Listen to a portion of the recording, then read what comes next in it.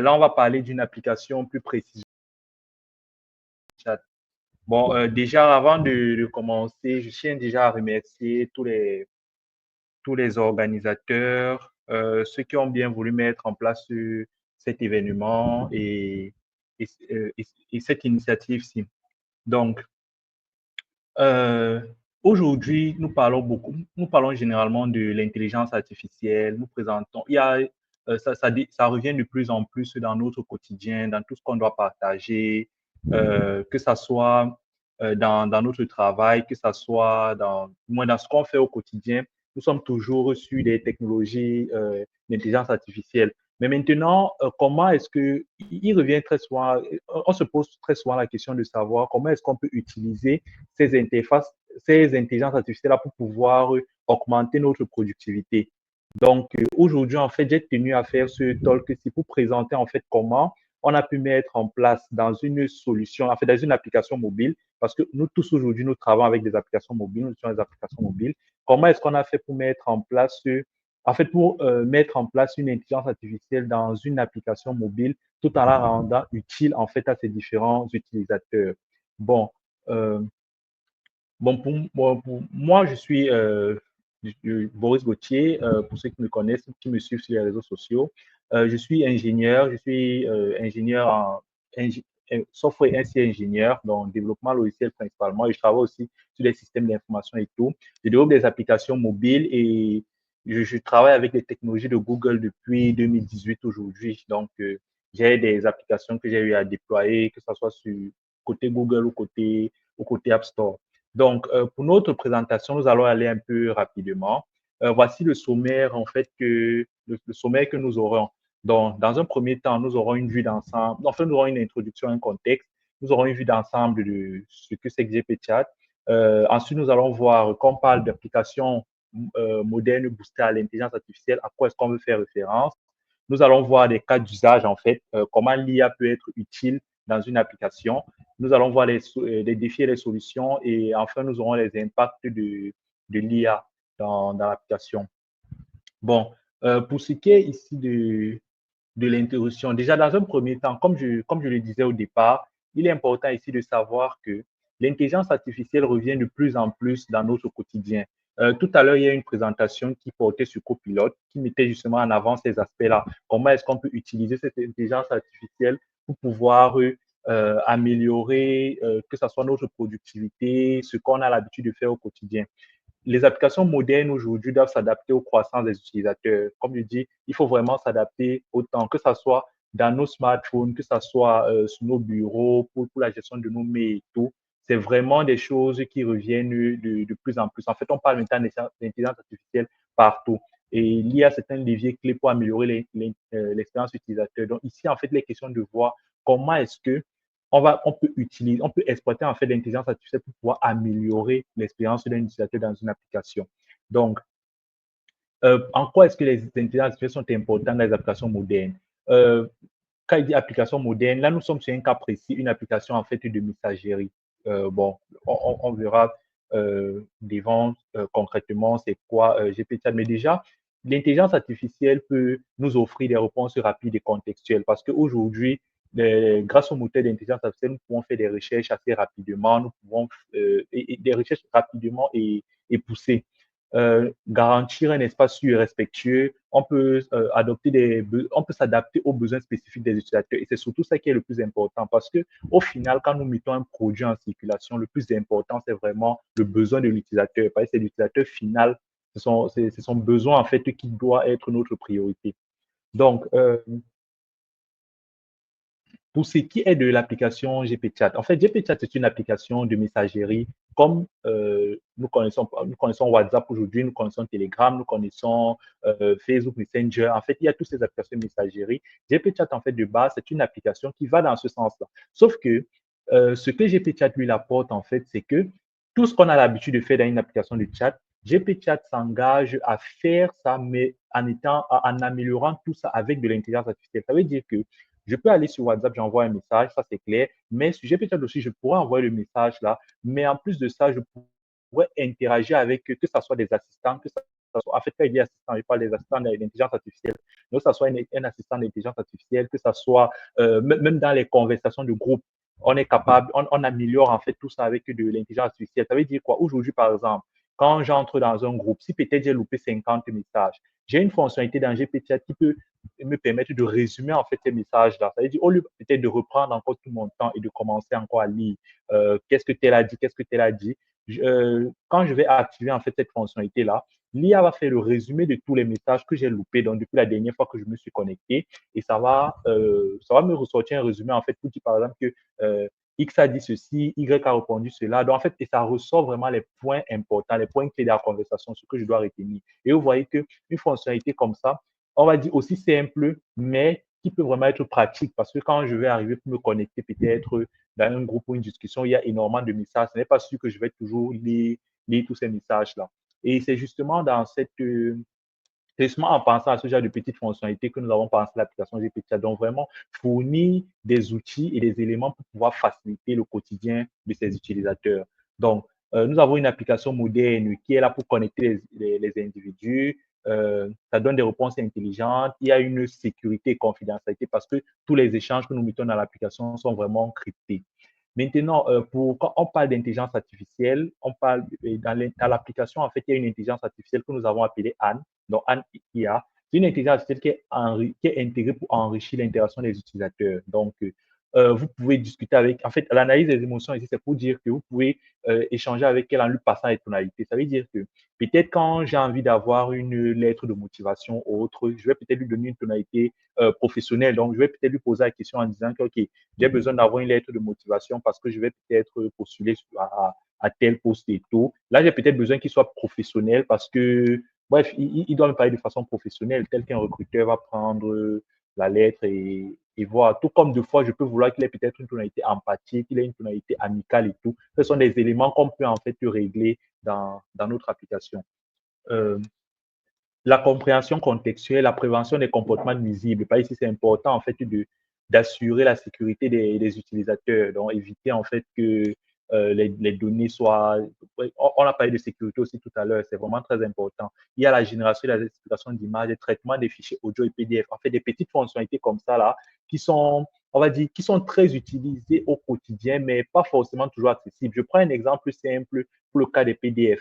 Aujourd'hui, avec l'application, en fait, on est capable de traduire facilement nos fichiers PDF en Word. Donc, ça veut dire que j'envoie sur mon PDF, je clique dessus et je lui demande de me traduire ça et de me convertir ça. Et ça va me convertir ça en quelques secondes. Donc, ce n'est pas des trucs qui prennent du temps. Donc, en quelques secondes, ça va me convertir ce PDF-là en Word. Pareil, je peux lui envoyer un document et je lui demande de traduire ça. L'intelligence artificielle derrière va se charger de faire la traduction. Donc, vous voyez, ce sont des petites fonctionnalités, en fait, qu'on a l'habitude d'utiliser, mais qui ne sont pas toujours forcément à portée de main.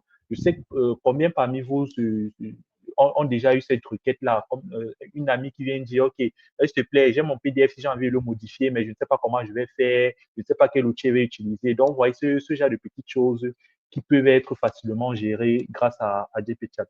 Euh, bon, GPChat aujourd'hui, c'est plus de 3000 utilisateurs actifs, près de 3 millions de messages échangés parce que il faut savoir que l'application, en fait, elle tourne en production depuis 2023 et l'IA est arrivée dedans en 2024. Donc, et quand on parle d'application, bien sûr, on va parler d'architecture. Donc, ça veut dire que comment est-ce qu'on met tout ça en place, qu'est-ce qui est construit réellement, qu'est-ce qu'on propose aux utilisateurs. Et côté architecture, en fait, là, j'ai vraiment mis quelque chose de. Moi, j'ai essayé de simplifier au minimum pour au moins ressortir les principaux points. Comme vous le savez, GPT, c'est une application destinée à Android, iOS et le web aussi. Bon, pour le moment, nous avons encore la version Android et iOS. La version web est encore en développement. Nous développons entièrement notre infrastructure avec Flutter, qui est un framework de Google. Derrière, nous avons un backend qui est fait totalement en Node.js et c'est associé maintenant à des services du moins, on a des intelligences artificielles en fait diverses. Par exemple, on peut utiliser le moteur de ChatGPT, on peut utiliser le moteur de Gemini, le moteur de Claude IA. Donc, en fait, on utilise ces différents outils-là en fait pour pouvoir améliorer toujours notre IA de telle sorte que quand un utilisateur arrive, il soit en fait il a vraiment le meilleur des intelligences artificielles qu'on a aujourd'hui sur le marché, mais à un seul endroit. Donc, c'est un peu comme si on a un espace où on a réuni différentes intelligences artificielles. Mais le plus maintenant qu'on apporte aussi ici, c'est que en fonction des échanges des utilisateurs, on a aussi nos moteurs derrière qui sont là pour apprendre et pouvoir faciliter en fait les échanges de nos étudiants utilisateurs. Bon, pour ce qui est des cas d'usage, donc je vous ai cité déjà certaines choses qu'on peut faire avec GPT. Là, par exemple, nous avons la détection des émotions et intentions. Comme je disais, là, c'est beaucoup plus dans la tonalité. Donc, comment est-ce que j'échange avec l'intelligence artificielle? Donc, quels sont les différents, la tonalité? Est-ce que je parle avec de façon amicale, de façon, ouais, comment je parle avec mon IA en fait? Résumé automatique des discussions, identification des sujets de conversation récurrents. Là, c'est très pratique dans les groupes en fait.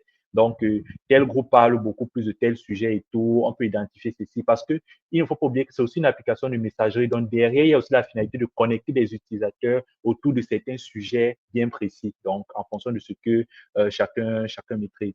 Bon, nous avons la génération intelligente de contenu. Donc, comme je disais tout à l'heure, on peut générer des images, on peut demander à l'IA d'expliquer. Il y a des messages pour automatique pour faciliter la communication. Il y a la traduction, comme je disais. C'est-à-dire qu'aujourd'hui, je peux causer avec quelqu'un sujet peut-être que ça soit, moi je peux être en français, lui il est peut-être en russe, mais on n'a vraiment pas cette barrière linguistique parce que je peux traduire instantanément les messages que je reçois de l'application, que je reçois. Nous avons la reconnaissance vocale et modération, c'est-à-dire que je peux être dans une situation où je n'ai pas la possibilité d'écrire le message, mais je fais une voice note, j'envoie à l'IA et l'IA va toujours réagir en fonction de ça. Tout comme je peux envoyer un audio et il me transfère en fait tout le contenu. Donc, un exemple simple est par exemple les réunions. Moi, par exemple, aujourd'hui, quand il y a des réunions, moi, je fais tous ces enregistrements-là dans mon téléphone parce que, bon, je peux être bien concentré à la réunion, moi, on ne sait jamais, peut louper certains détails. Et dès que j'ai fait ça, je peux prendre cet enregistrement-là, j'envoie ça à l'IA qui est dans GPT, ça me fait un résumé et ça me ressort les points clés, en fait, ce que je devais retenir de la réunion. Et c'est vraiment très pratique. Il y a la modération assistée aussi pour protéger la communauté. Comme je disais, on ne doit pas envoyer n'importe quoi. En fait, ça doit vraiment être contrôlé. Donc, je ne veux pas arriver, dire du n'importe quoi. L'IA aussi doit réagir n'importe comment.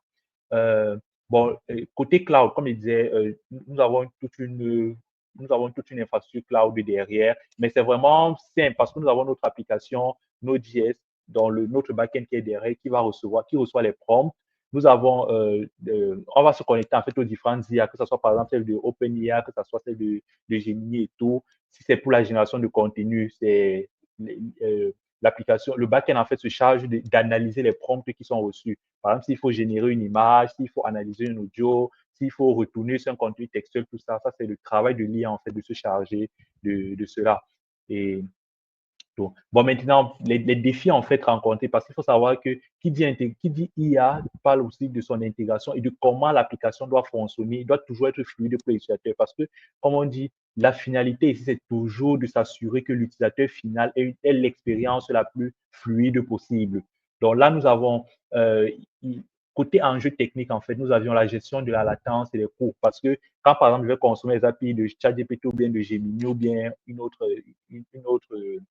IA, il faut bien que je gère les coûts, en fait. Il faut bien que tout ça soit contrôlé. Maintenant, il y a l'intégration aussi avec une architecture cloud existante. Comme il dit, nous, on ne réinvente pas totalement la roue, mais il faudrait justement que notre application puisse aussi s'intégrer, en fait, avec les différentes architectures, en fait, qu'on a aujourd'hui.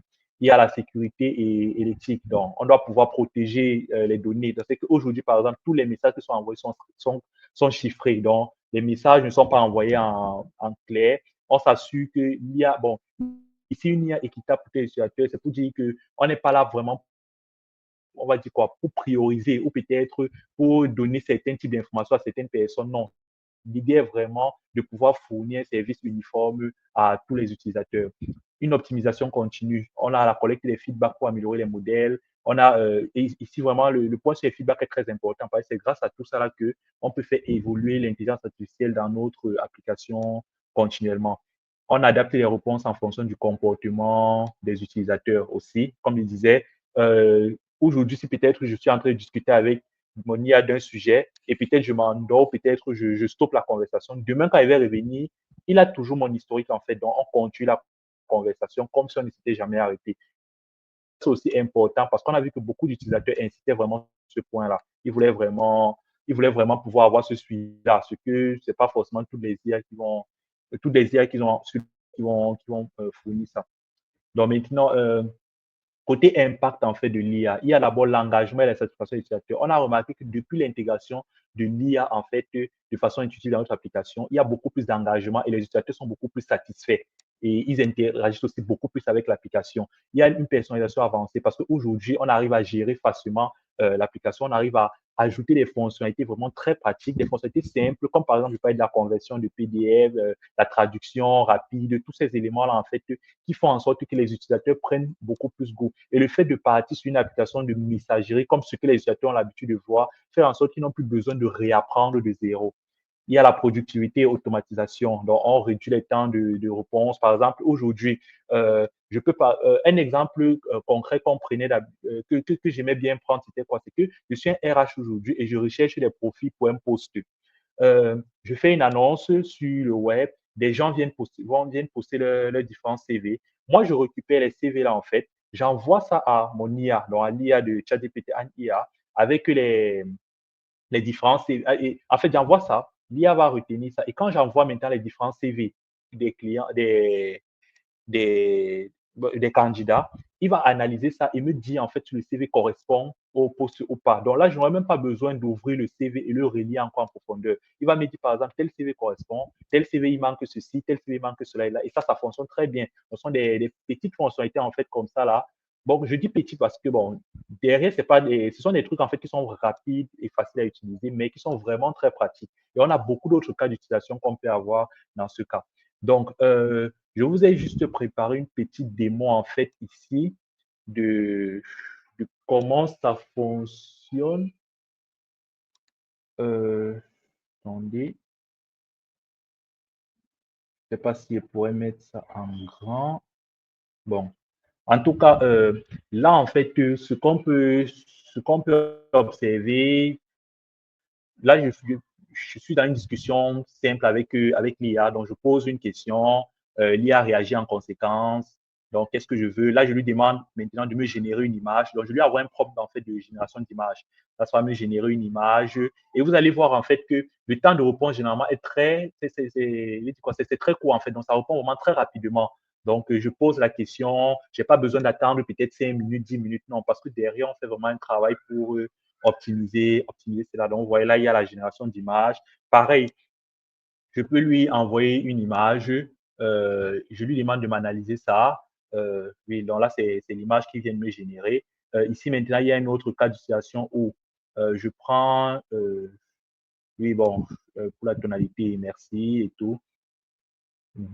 Là, maintenant, je sélectionne une image dans ma galerie, je prends la photo et je lui envoie, je lui demande de me décrire ce qu'elle voit sur l'image et ça fait ça vraiment très rapidement et j'ai pas besoin d'attendre 10 minutes, 20 minutes. Non, c'est vraiment instantané. Donc, on conserve en fait toute l'expérience du chat, donc toute la fluidité qu'il y a dans le chat. Maintenant, oui, donc, on a la description de l'image et voilà, et là, on a une description. Donc, ça dit exactement ce que ça voit sur l'image, comment ça voit et tout. Donc, enfin, ici, là, là, c'était vraiment la présentation de l'application GPT, comment ça marche. Maintenant, nous sommes en train de partir vers une base où on veut vraiment pouvoir intégrer des assistants. Les assistants, en fait, ici, ce sera quoi? C'est qu'aujourd'hui, je peux personnaliser, en fait, l'intelligence artificielle pour que ça soit comme en fait, je peux paramétrer l'assistant pour que ça se comporte, par exemple, comme un coach sportif. Donc, supposons aujourd'hui, peut-être que j'ai peut-être des objectifs sportifs que je veux suivre. Nous avons, en fait, pour but de mettre en place une fonctionnalité telle sorte que quand l'utilisateur arrive dans l'application, il crée son assistant, il donne en fait, il personnalise en fait l'assistant à travers un prompt. Il peut peut-être dire que je veux que tu sois un coach sportif qui fait ci, qui fait ça, voici comment tu dois te comporter et tout. Tu ne dois répondre qu'à des questions sur le sport et tout. Tu lui donnes même certaines informations par rapport à ton suivi sportif. Et lui, maintenant, quand tu seras en train d'échanger avec lui, il va vraiment se concentrer uniquement sur ça. Après, derrière, il peut te faire des rappels, après, il peut te faire des suggestions, donc, en fait, tout ça par rapport, en fait, à ce que tu lui as donné. Donc, ça, c'est toujours des petites fonctionnalités comme ça, en fait, qui vont venir au fur et à mesure. Je peux aussi créer un assistant peut-être pour quelqu'un qui veut faire dans l'éducation, donc un étudiant par exemple, je peux créer un assistant pour le domaine des finances, un assistant pour un cuisinier, donc je peux créer énormément d'assistants. Donc c'est ça en fait l'idée derrière, c'est de fournir vraiment une messagerie vraiment toute simple, mais qui met en fait l'intelligence artificielle en avant à travers des petites fonctionnalités. Donc là, à travers ce QR code, si vous pourrez scanner et arriver sur le site, télécharger l'application pour ceux qui veulent bien essayer l'application et la tester. Donc, c'était ça pour ma petite présentation. S'il y a des questions et des réponses, je suis ouvert. Merci.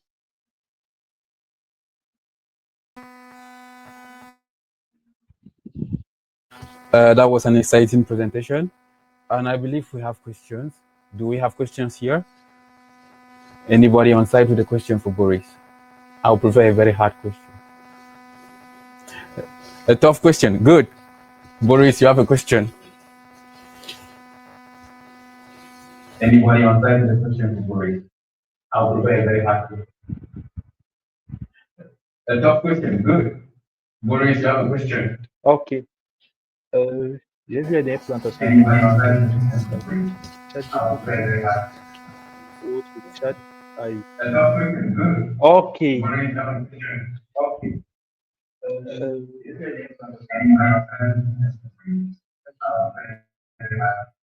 Bon, la différence ici.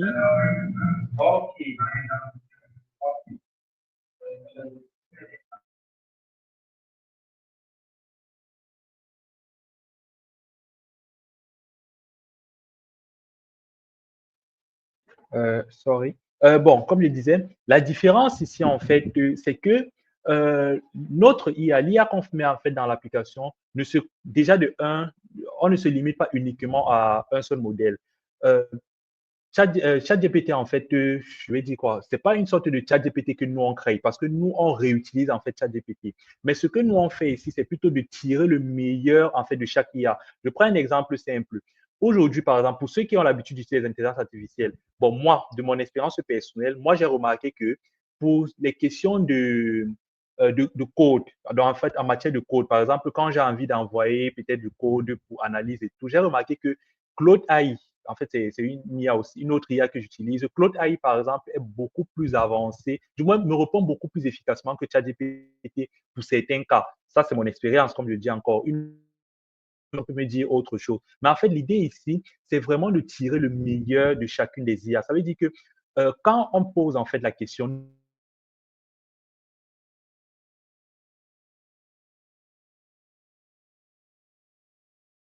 par exemple, aujourd'hui, si je pose une question et l'IA, en fait, si tu poses une question et l'IA te répond, toi, tu n'es pas d'accord là,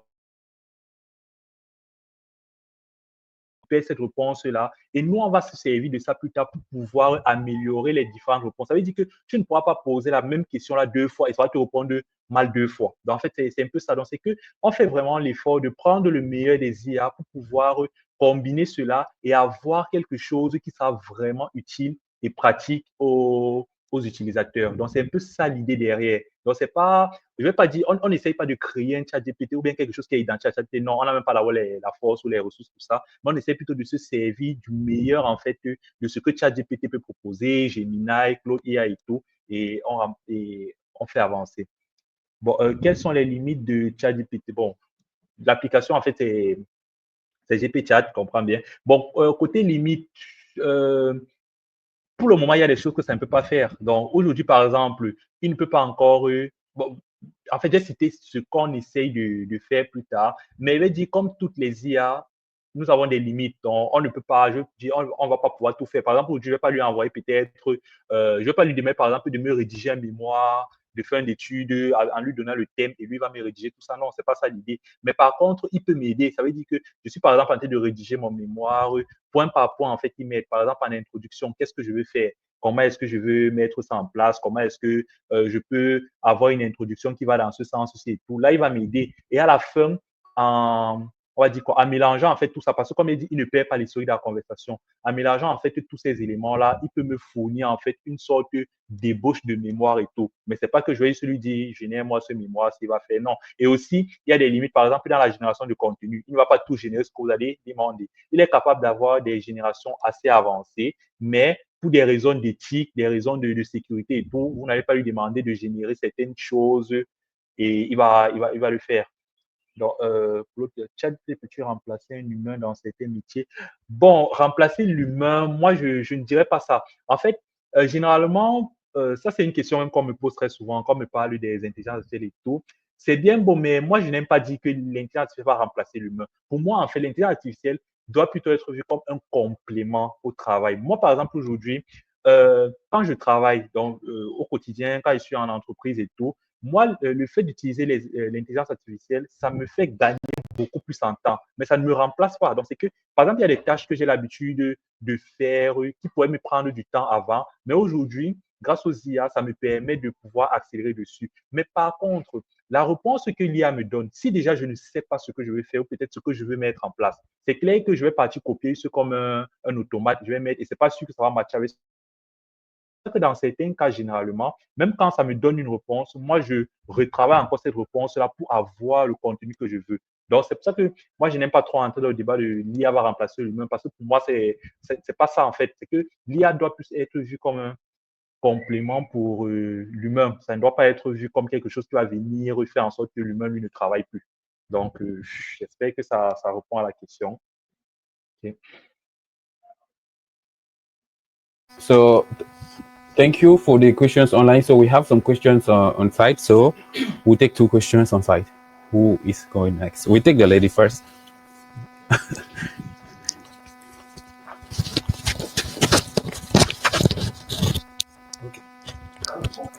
Bonjour Boris, je ne sais pas si tu m'entends. Merci pour ta présentation. Je te suis sur Twitter, donc j'aime beaucoup ce que tu fais. Ma question concerne le fait d'utiliser GPChat pour faire un premier tri dans les CV, par exemple, .RH. Quelle serait la différence entre un IA autant pour moi et un ATS, par exemple? Bon, l'historique des conversations, bon, déjà, il faut savoir, c'est un chat. Donc, les conversations sont sauvegardées parce que vous devez les récupérer. Par contre, il y a, déjà, il faut savoir qu'il y a une bonne partie de vos messages qui sont gardés dans vos propres téléphones. Nous, ce qu'on garde généralement dans...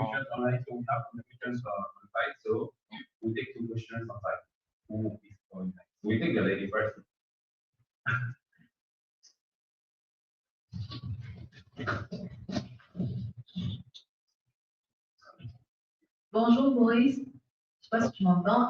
Merci pour ta présentation. Je te suis sur Twitter, donc j'aime beaucoup ce que tu fais. Ma question concerne le fait d'utiliser GPT dans le CV. Quelle serait la différence entre un IA et un ATS, par exemple? L'historique des conversations, bon, déjà, il faut savoir que c'est un chat. Donc, les conversations sont sauvegardées parce que vous devez les récupérer. Par contre, il y a, déjà, il faut savoir qu'il y a une bonne partie de vos messages qui sont gardés dans vos propres téléphones. Nous, ce qu'on garde généralement dans...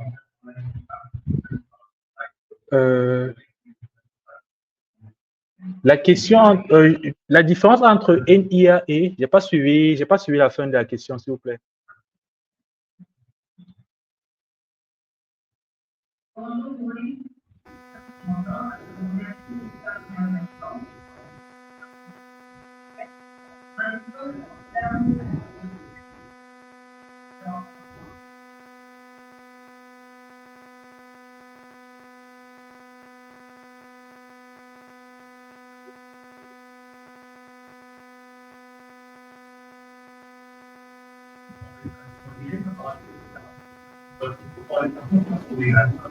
Allô? Je ne sais pas si vous m'écoutez. Hello? Hello?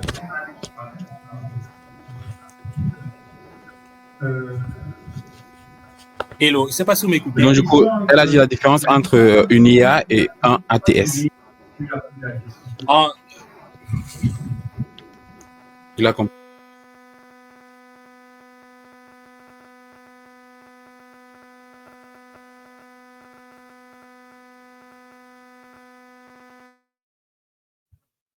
ok, oui. Donc, la différence entre une IA et un ATS, d'accord, merci.